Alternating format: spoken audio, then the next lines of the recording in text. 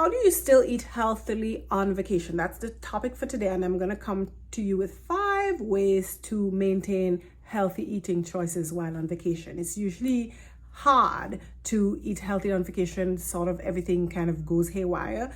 But 5 topics or 5 ways I have for you. And the first one is to try intermittent fasting. Now, that might sound a little strange, but on vacation, and you can adopt all of these tips, 5 tips, or you can adopt 1 or 2, whatever, right? But intermittent fasting, I say, because for my family, especially on vacation, we tend to have lazy mornings and we get up later. And by the time we get ourselves cleaned up and so on, it's often closer to like 11. And by the time we get out of the hotel and go searching for food, it's 12 o'clock. And so we had a good, up to 16 hours of fasting. Now, fasting is good because you have that long break where there's no insulin surge. And if you watch any of my other videos or anything, when you see a lot of these videos about health and eating and maybe dieting, although I don't like that word, you might have learned that the pause, like a long break of no insulin, is good for regeneration and recovery of the body. Insulin is sort of pro-inflammatory, and insulin is what drives a lot of diseases, the chief one being type 2 diabetes, right? So having that long break of no food gives that body a rest, and then that way you only need to worry about 2 meals rather than 3 meals that may go haywire, right? Of course, you still need to maintain a proper amount of calories, because at the end of the day, you don't want the body to go into starvation mode. But if you can just focus on lunch and dinner and have a solid lunch, a solid dinner, get all the calories or basically energy that your body needs, and then you don't have to worry, right? And even if maybe those 2 meals, lunch and dinner, might not be the best, at least you had that nice long up to 16-hour break where you didn't have that insulin surge and your body was basically in rest mode, right? So intermittent fasting, as much as I don't promote it, I don't promote diets per se, but it might naturally occur on vacation and you don't have to worry, oh my goodness, like I didn't eat breakfast. Some people worry like, oh my goodness, I need to eat breakfast. Breakfast is the first meal of the day, the meal where you break your fast. So breakfast can be at 7 o'clock, it can be at 10 o'clock, it can be at midday, it can be at 2 o'clock, it doesn't matter. It's just the meal where you break your fast, okay? Intermittent fasting. Second one, now you might not be able to go so long without food because maybe you're not accustomed, or you just kind of some people just need something in the morning early, right? Otherwise they feel as if they're going to pass out.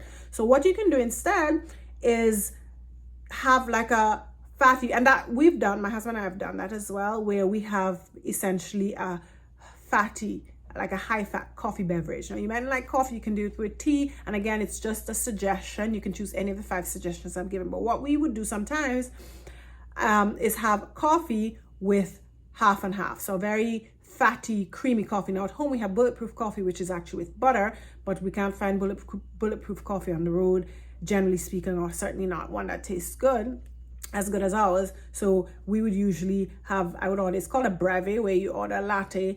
I would usually get at least 2 shots of espresso, and I would tell them to use half and half because I know half and half is rich, it's thick, it's nice and creamy, fat rich, and just that fatty beverage, the coffee beverage, makes me so satiated that I don't feel hungry for several hours after. And if I happen to have a breve or like a fatty coffee before I eat, like it's hard for me to have like a big meal, right? So if you're gonna eat, then like for me, if I was gonna eat something, I'd have to have it first and then have the breve because the breve is so fatty. But we're saying that if you're not able to intermittent fast, you can select a fatty beverage in the morning, which in our case would be like a half and half in coffee. You can say half and half in tea, maybe black tea or any other tea, or if you can find a good quality or a bulletproof coffee that's to your taste, then you can do that.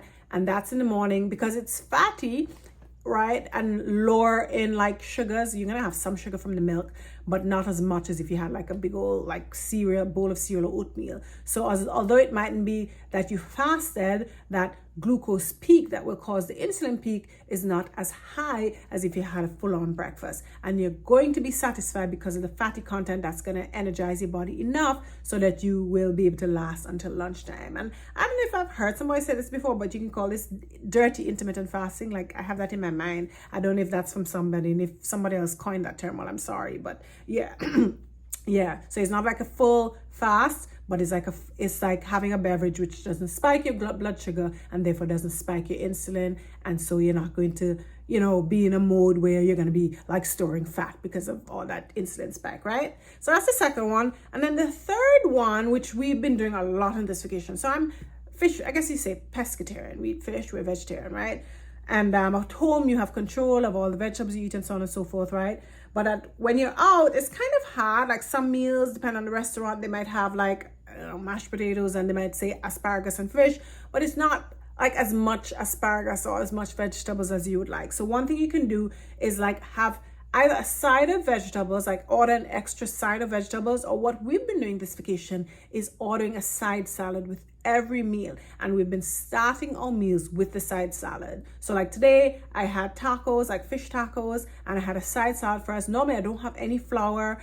We try to be gluten-free generally at home when we're in control, but today or this vacation, which has been a longer vacation, essentially we order side salad, which usually is not that expensive. It could be like 4 dollars and cents, $5 depending, right? So it's not like a massive extra expense to order the side salad. And then you have your intestines, your stomach and so on primed with fiber, good fiber from the salad or from whatever vegetable you might have. And so even if, like in my case, I had the tacos with the flour, which is going to give you a bit of an blood sugar spike, at least like that spike will be moderated or modulated by the fact that I had fiber that slows down the absorption of the glucose from that bread, that taco, right? So have a side salad, like an actual salad with every meal, so that you have that added fiber to mitigate whatever starch or whatever you might have in the meal to come, okay?